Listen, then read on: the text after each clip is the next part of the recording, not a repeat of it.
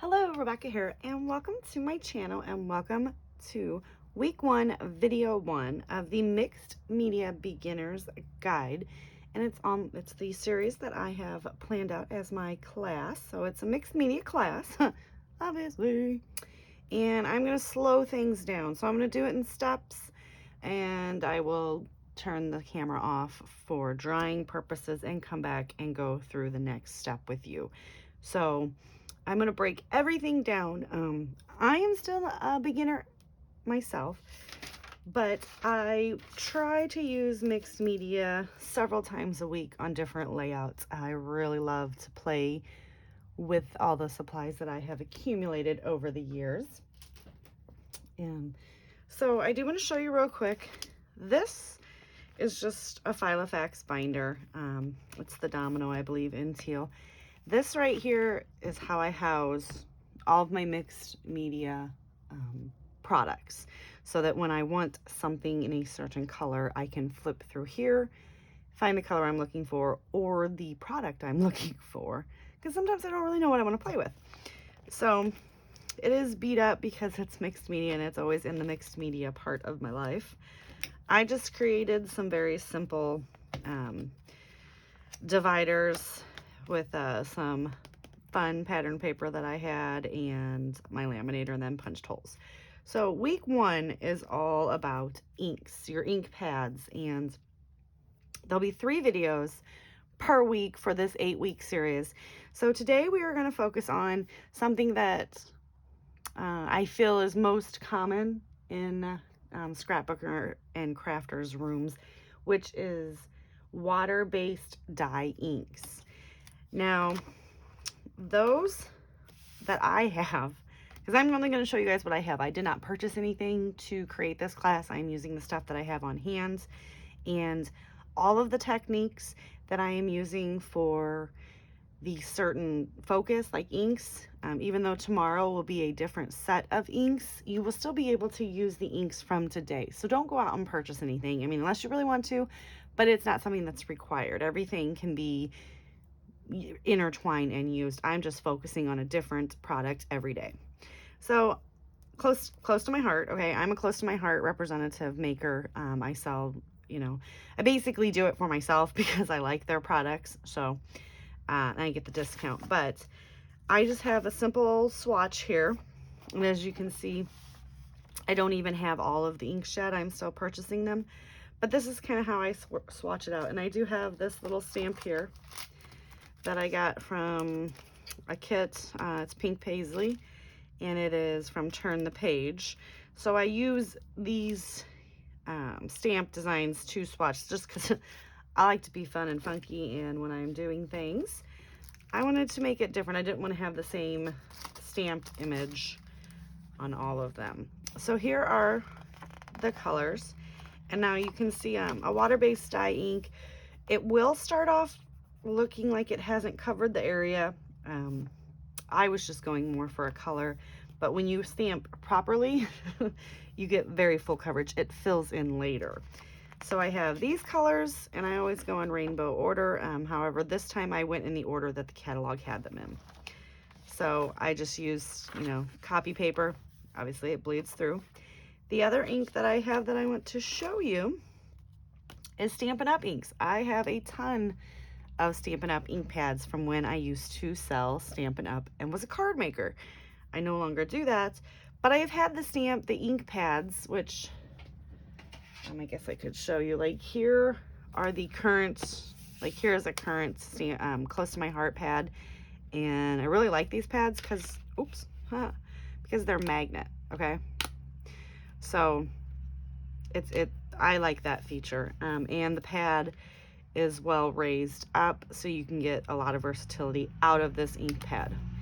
Now, I am doing this live, you guys, like not live, but real time. So people on the street, there was like a dump truck that just drove by. Stampin' Up! I don't have the current ink pads. This ink pad is, I don't even know if there's a year on there.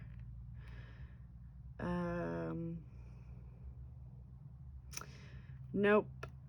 But it's really, really and this is a water-based ink as well. These are old. These stamp pads open up like this, and they're connected. Even though it's raised, and you close the ink pad like this when it's open, so that you can do stuff with it. And it's got nice little grooves on it. Not as versatile, like, as you know. And you'll notice I used to, if you do have these ink pads and you squeeze it, okay, like you actually push in, you will leave ink on the top. And I used this, I would do that, and then watercolor, add water to this and watercolor on those. But I do have all the reinkers, and it's, whenever I go to use it, I test it to see if it's juicy. If it's not, I grab the reinker and I reinker. But you know, I mean, I've had them for 7-8 years, and as you notice, all my reinker bottles are still full, even though I've used them. So that is just a tip I am only going to be using close to my heart today. But here are all the colors that I have of Stampin' Up! Inks. And see, I used a different stamp, and I just went through and stamped them all down. And we will be going through this book each time just to show you guys the colors. Now today, the colors that I'm using is the raspberry and the nectarine, the lagoon, and the wisteria. Those are the 4 colors that I'm going to use. So we're going to put this to the side. I do have my white 12 by 12. This is white daisy cardstock, also from close to my heart. It's just what I have. Use your supplies. So we're going to take this, and here are those 4 colors. I just chose them randomly because we are going to stamp with these 4 in a diagonal, and then we're going to do a watercolor effect, letting it bleed down. So these are the 4. Notice that I have my little, I have 2 cups of watercolor. I don't know, these just fit into each other. I bought them at a flea market so that when I'm not using them, I can, but I've got one for, I got 2. Okay, so I've got one, this is the one I usually put my, because it's got less water in it, paintbrush in first to rinse it off. So that's dirty water. And then I rinse it one more time in clean water. So I have those. I have a stamping block. This is a Stampin' Up! Stamping block. I have the whole set. So I have, this is the E, and that is because I'm going to stamp my image one time. And I'm going to use 2 different stamps. And the stamp set that I'm using today is the Close to My Heart, and it's a Stampin' Thin Cut. It's the Daisy Meadows Scrapbooking. So I'm going to pull this stamp and this stamp. Now they're bigger, okay? And the teal just means that it has a die cut with it as well. All right, so now I've never used this stamp set before, so I will have to prep the stamp. And we do that as stampers and crafters just because it helps make those first. Until your stamp is loved and has some use on it, you know, I mean, these suckers are really, really sticky. Like, I just set it on there and it's already stuck. All right, so I have those. Just gonna get those set to the side. And the next thing that I'm going to show you is this is the first thing that I do to most mixed media backgrounds. I have something. And this is my messy mat. And it's clean. It cleans up real easily, and it also, I mean, I have some stuff on it that it needs to probably really be washed, but my mat was getting seriously dirty, and so whenever I know I'm going to do something that's really messy, I pull out the messy mat, which just sits underneath this mat on my desk. So back to the gesso. This is like a debate. Do you or do you not use gesso? And it depends on what I'm going to do. Now, because I want to make things run and bleed and mix, I will add gesso. And basically all gesso is, I'm sure you guys heard, is it acts as a barrier between your mixed media and your cardstock. So it doesn't bleed right through. And as an example of that, I've been playing with something that you may have already seen on my channel or not.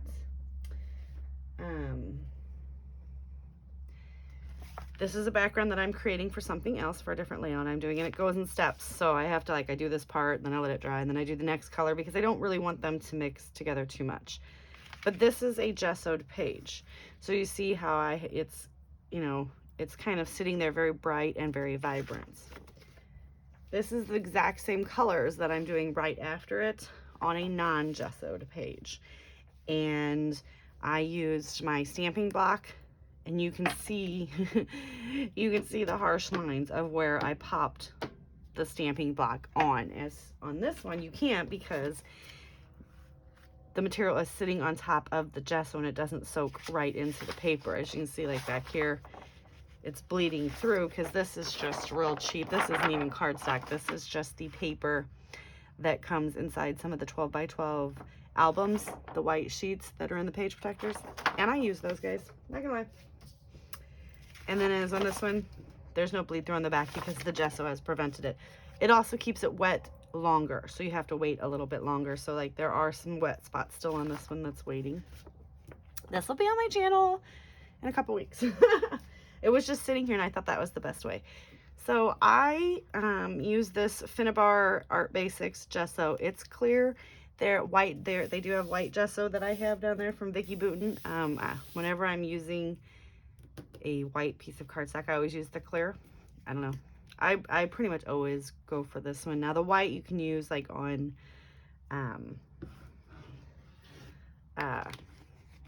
colored cardstock to blur things out. I mean, watch Missy Witten for that, because I'm not really good at using white gesso. I'm practicing. So I just run a line, and I have my Art Basics 2-inch rubber palette knife here. It's like a paintbrush, only it's silicone. So it makes for cleaning up nicely. And I'm just going to smooth this all out. And I keep going, and it'll, you know, it'll get thicker in areas. Now I know that I'm going to start the stamp up there and it's going to end down here, but I'm gessoing the whole page, right? Because I have no idea how big my stamps are going to be and how much I want the color to run. So I do want to get I want to make sure that my corners are covered, because I am starting in one corner and ending in another. And I do want to make sure that I get all of the bottom half done. So I will go back and add more gesso. The thing is, for me, I can see the line. Like if I would have just done the diagonal, because I know that what I'm doing for my technique, I would have been able to see it up there, and you can see that harsh line. Yeah, and I'm not really a fan of harsh lines sometimes. All right. Now I purchased both of these. I get these on Amazon. I find that, but I do most of my shopping on Amazon and local for this type of stuff. Like my mixed media and stuff, a lot of the stuff I will buy from different smaller online stores. A Cherry on Top, Craft Your Joy, Brutus Monroe. You'll see I have lots and lots of different stuff. Nuvo, so I got from Tonic a lot. So I'm just going to, and then I just kind of pick it up off my messy mat and just we're going to turn it, and step one is done. Now we do have to let this dry, and I have rags that I keep in my craft room. So I'm going to set this to the side. And the best part of mixed media, not the best part, is the cleanup. It's not the best part, but I always just have a cheapo water bottle.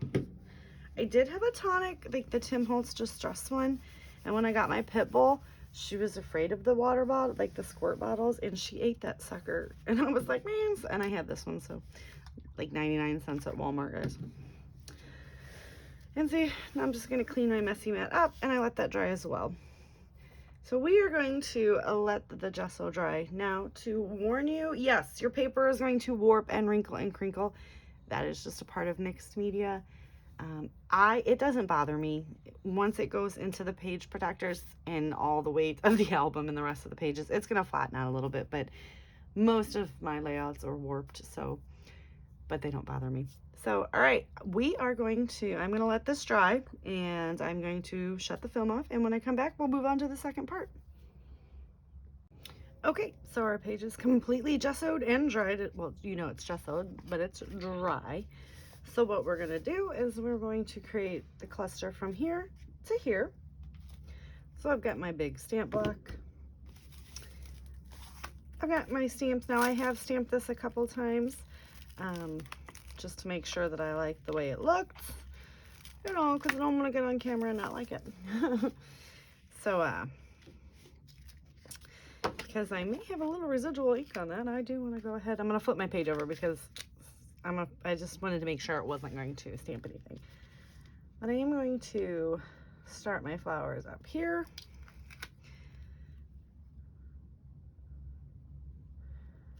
Like so. Take the stamp block, and we're going to get it down. Now, if it's the first time you're using stamps, you want to prep them. Not so much prep as get the chemicals off. Best way to do it is to use the oils on your own hand, on your own arm. You don't have to do it every time just before that first use. You can also take an eraser and erase around. So we're going to start with my first color, which is the raspberry close to my heart ink. And there are several ways that you can ink up a stamp. You can bring the stamp pad to the stamp, and I do apologize if there's any background noise. My fiance is walking around making noise. And just tap, tap, tap, tap on to the stamp, or you can take the stamp to the pad.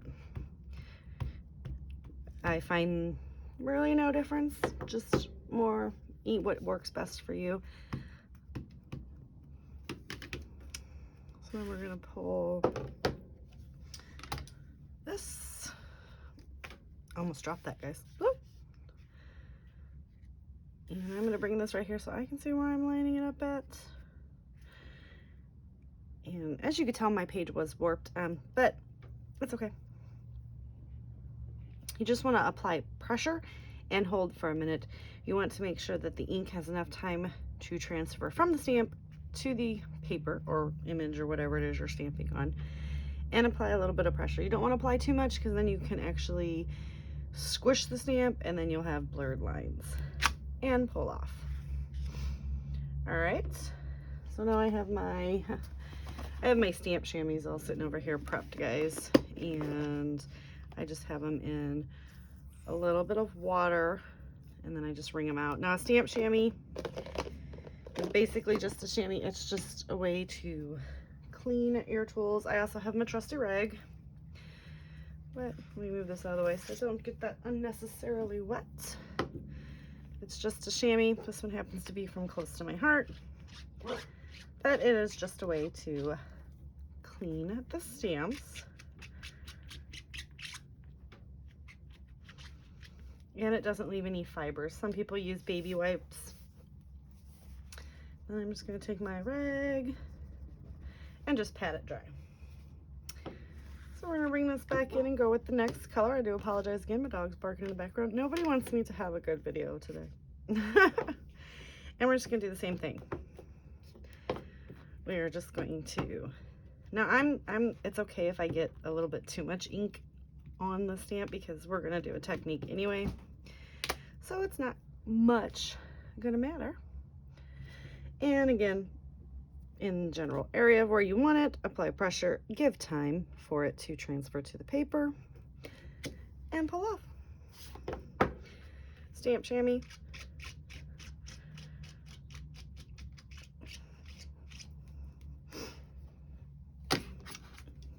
Pat dry. I guess that really wouldn't matter, but next color is Lagoon. And we are going to apply another layer of ink.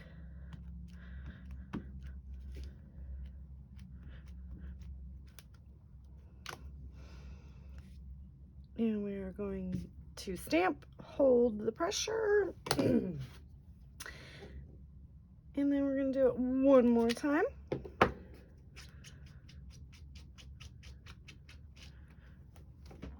With the wisteria. Put the ink on. And now, yeah, I'm doing 2 stamps at once. That's just because I wanted to fill the page up with the least amount of stamping to save time for the video. And stamp, hold in place. Pressure and up. All right. So that's the stamping. Now, if you like the way it looks, you can leave it and create from there.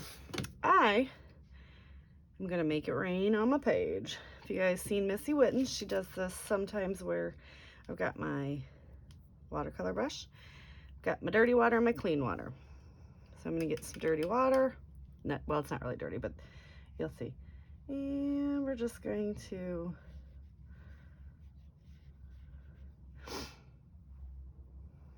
kind of make it look like it was, you know, just left out in the rain a little too long. Let it run into each other. And you want to leave some of the images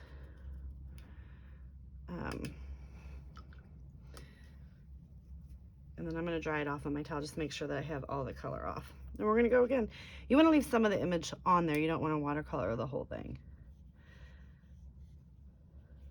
But you do kind of want them to blend into each other. And yes, I'm going back and forth in the different ink pads, so kind of bring this out just for more of a watercolored look in here, on the rag. Now we'll move to the next color.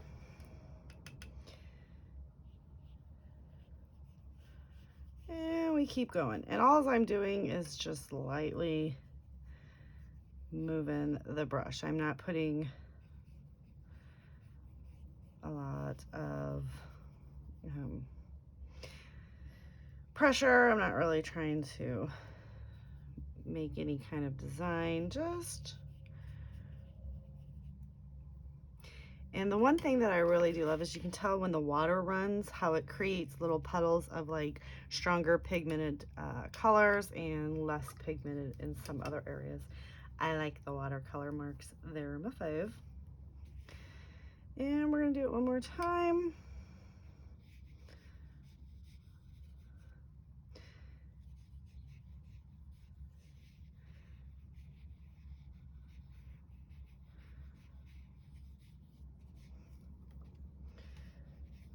And just kind of get, I am spreading some of the color out if you noticed, and then you can kind of let it run a little. Now I don't want any streaks. I just want a little bit of a wash. And so you can kind of add a little bit more water droplets in there. And kind of let it run.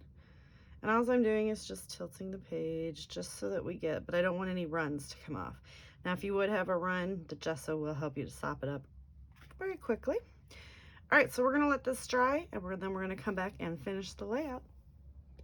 One other thing that I forgot, another thing that you can do that I really wanted to do, and I almost did it off screen, you can take some of this color and get it on your paintbrush, and then just lightly tap just where it's pulling up, and put some nice fun little splatters in there.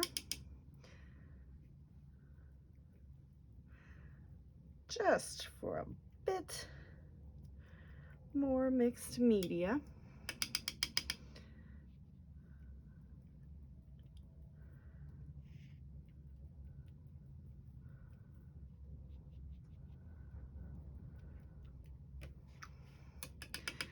And all I'm doing is just picking up some of the color and just splattering it around. All right, now we're gonna let it dry, and I'll be right back. All right, so it is all dried up, and you can see Right here is pretty much where I was talking about how it creates the watermark line. And I really like that. I like that effect. All right, so the mixed media portion of this is done. We're gonna go ahead and create a layout real quick. So I've got my 2 photos of my puppy. I'm not real sure if we're gonna do just 1 or 2. I am gonna just trim it down just a smidge on this one. Thinking about 2 4x4s if I can get her to a 4x4, but I can't. So we're gonna do 4x4.5. And Sis really liking her picture taken this day, as you can see. Well, they're not gonna be the same size, but that's okay. That's just my cute little trimmer. You guys have seen that a bunch of times. And because of the fun mixed media, I am gonna go ahead and maybe just do 1 photo. What do you guys think? Let's see, because I'm gonna kind of put it.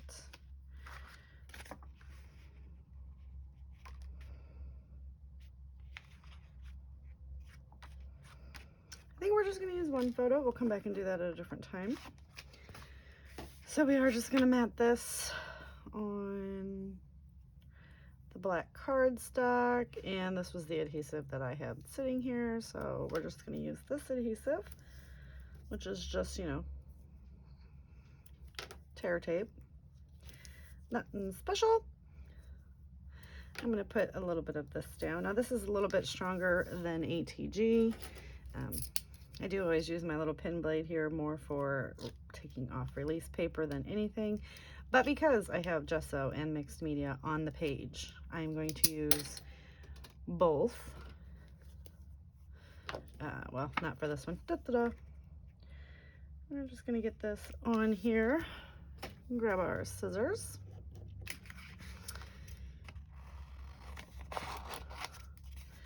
And do a rough cut.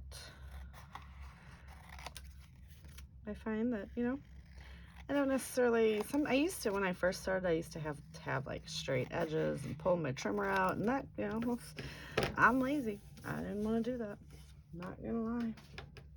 All right, so we're gonna do it once again, and now because this is going onto the page, I'm going to use some of this sticky tape.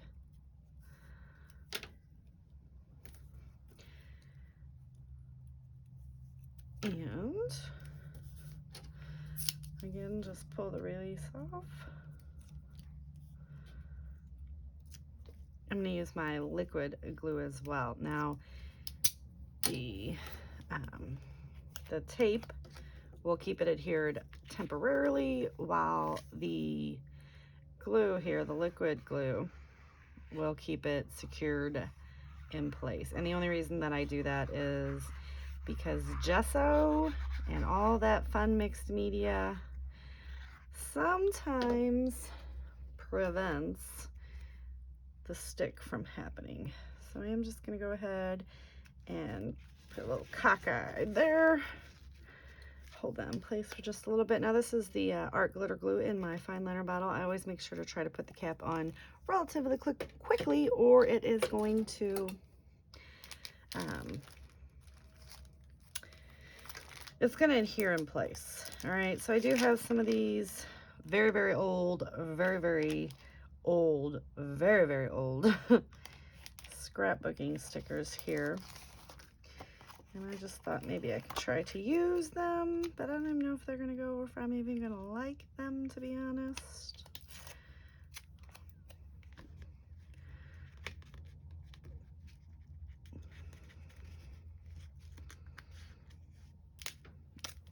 Okay, I'm just going to get this little guy. They're still very sticky though, I will tell you that much.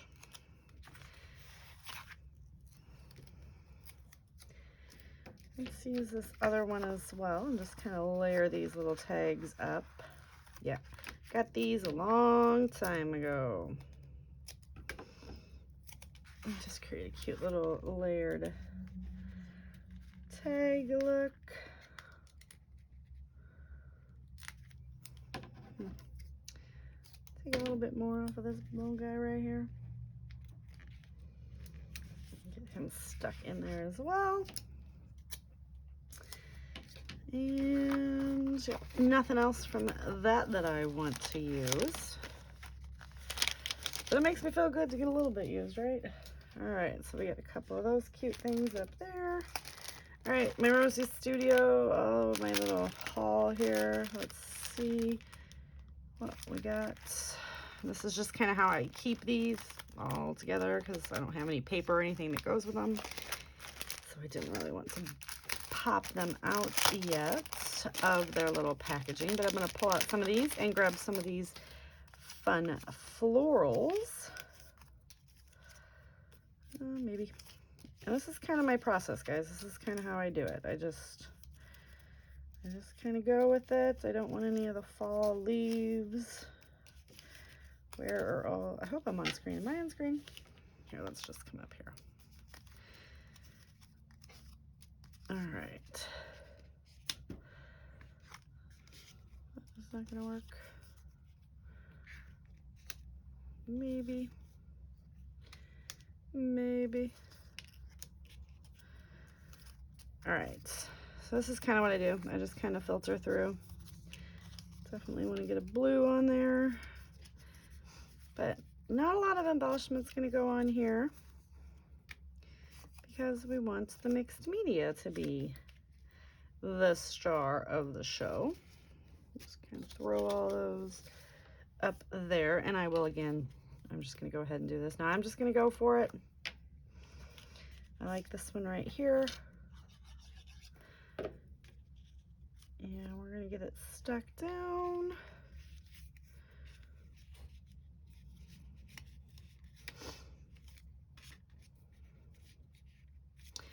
Oops, we're going to get this guy stuck on here.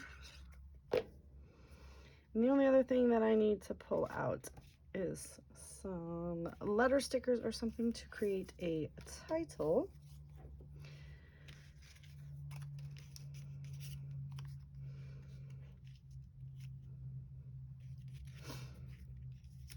Maybe put that over there, huh?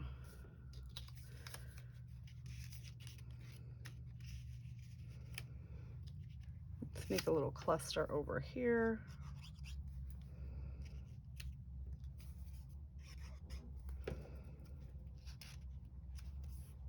And I always like to run something off the page. It's like that's just what I do. Not real sure why, but I've always really enjoyed doing that. So we got a cute little cluster over here. We got the cute little cluster down there. I was thinking about doing that,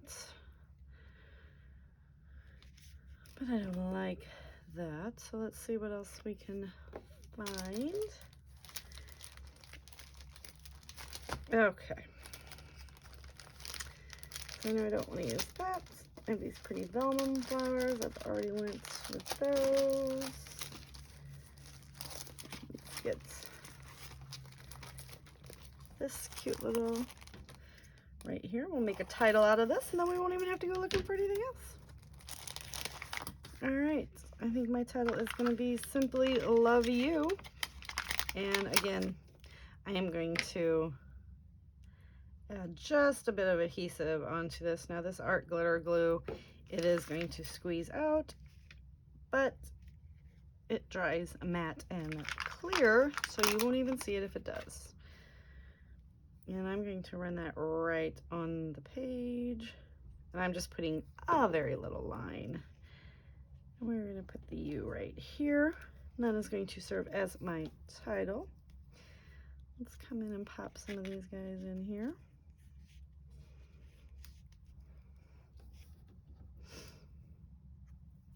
Put that one on top of the just to give it a little bit of something else. All right, we have a big mess on my desk. I am usually not a messy scrapper because I like take my time and clean in between each, but we're just not worrying about that. All right, so I'm going to finish it off with some of these little gems right here. So I just went in my stash and I got these purple ones, and we're just going to sprinkle them right around the purple.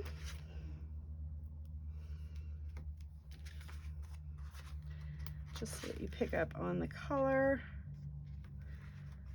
And you guys can embellish any old way you want to. I got my hair stuck in that. Oh, Lord. Okay. So we've got the purple. Now we're going to come in with some of the lighter blue, right? Oh, no, let's do the darker blue. And I'm just going to stick it right inside all of this fun watercolor mix that we got going on, which isn't really watercolor, it's ink. So, and I always do odd numbers. You guys know odd numbers are the thing. I do have these right here that we're going to pull in. And since there's so much going on here,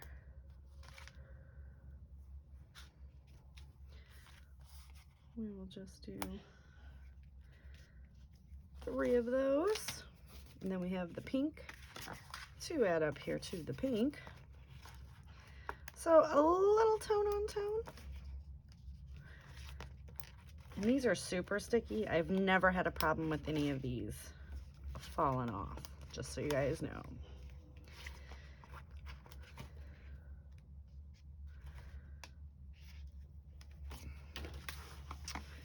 I'm gonna flip it over, trim this cute little piece off right there. And that's gonna do it. That is the first layout for our series. Let me know what you guys think, if you'd like to see this again or in more detail. If you have any questions, don't forget to sign up for the Facebook group if you have not already, and go on over there and I'll have an album created for week one video 1, so that you guys can all share your layouts. I thank you so much for participating, and I'll see you guys tomorrow with week 1 video 2. Bye.